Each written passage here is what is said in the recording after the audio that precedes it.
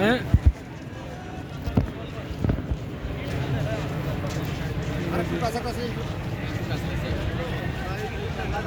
আলহামদুলিল্লাহ আমরা দুই ইউনিয়নে দুই জেলা থেকে আসছি।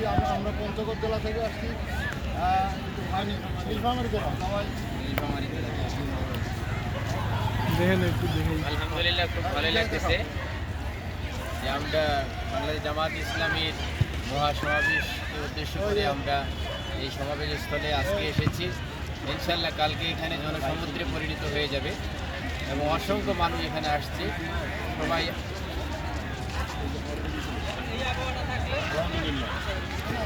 সবার প্রতি দাওয়াত রইল। অনেক ভালো লাগছে।